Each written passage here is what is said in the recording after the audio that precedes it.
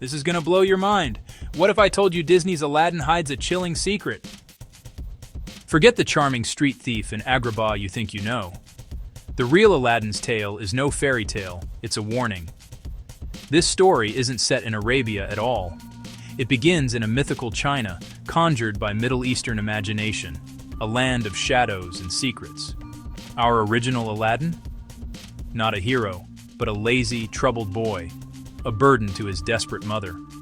The lamp isn't a prize for goodness. It's a dangerous shortcut to power he never earned. Magic here doesn't save, it corrupts, tempting with riches and ruin.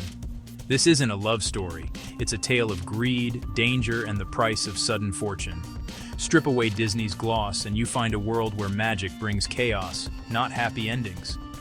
The true Aladdin is morally gray, a far cry from the grinning prince you remember. To uncover this truth, we journey not to Arabia, but to 18th century Paris. In the candlelit salons of Europe, Aladdin's myth was forged. A collision of cultures, not an ancient legend. The real story will shatter everything you thought you knew. Imagine a world called China, but it's a mirage. Arabic names, Middle Eastern customs, and a sultan who seems more suited to Baghdad than Beijing. This strange blend mirrors the Silk Road itself, a crossroads where cultures, secrets, and stories collide. In this world, Aladdin is no hero, just a lazy boy, trapped in poverty with his widowed mother. He refuses to work, letting down his family and drifting through each day. Then, a mysterious sorcerer from Africa appears, claiming to be Aladdin's uncle. He offers promises of riches and a new life, but his true goal is far darker. He wants Aladdin to risk everything for a magical lamp hidden in a deadly cave. Tempted by greed, Aladdin agrees, hoping for escape without effort, blind to the danger. He never questions the stranger's motives or the risk he's walking into. This isn't a hero's journey, it's a transaction built on deception. The lamp isn't a beacon of hope, it's a shortcut to instant wealth. Aladdin's tale begins not with bravery, but with a desperate shortcut. His world is unforgiving, and every choice is shaped by desperation. The stage is set, a world of shadows, deception, and power. What will Aladdin risk for a chance at something more? Imagine scholars, for centuries, hunched over flickering candles, scouring ancient Arabic manuscripts, searching desperately for the origins of Aladdin. But all they found was silence. The story of Aladdin seemed to haunt the shadows of history, appearing out of nowhere, like a phantom whisper in a forgotten library. Its true birthplace?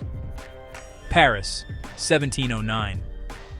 In a candlelit Parisian study, French scholar Antoine Galland sat across from Hannah Diab, a Syrian traveler with a voice full of wonder and memory.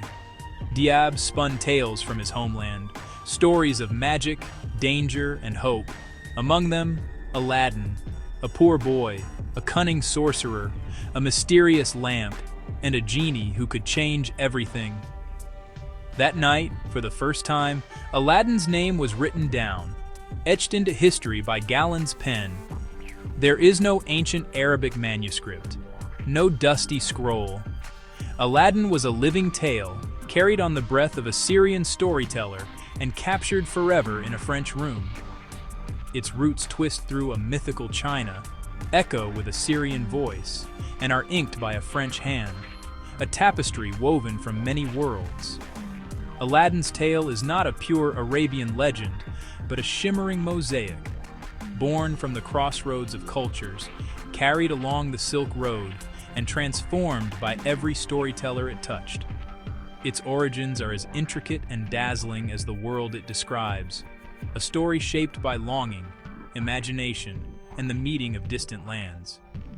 In the end, the real magic of Aladdin isn't in the lamp, it's in the spark that leaps between cultures, lighting up the world with possibility. Deep within the suffocating darkness of the cave, Aladdin's fate hangs by a thread. His escape, a desperate gamble with destiny. In a moment of terror, a genie erupts from a forgotten ring, wrenching him from certain doom. But true power lies waiting. At home, his mother unwittingly unleashes a second, mightier genie from the lamp, shattering the ordinary forever. Aladdin seizes this magic, not as a savior, but as a thief, his desires growing darker with every wish. First, he conjures food to stave off hunger, then mountains of riches, and finally, the Sultan's daughter herself. The Sultan is drowned in a tidal wave of gold and slaves, powerless to resist Aladdin's relentless ambition.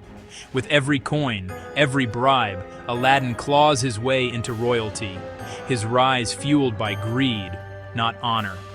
His rival, the princess's chosen suitor, is mercilessly tormented by magic, driven to his knees, begging for mercy in the shadows. Aladdin triumphs not through courage, but through manipulation and magical deceit. With a single command, he forces the genie to conjure a palace overnight, a monument to his stolen power. Aladdin stands above the city, a prince forged by brute magic, unchanged, unrepentant, his heart as cold as stone.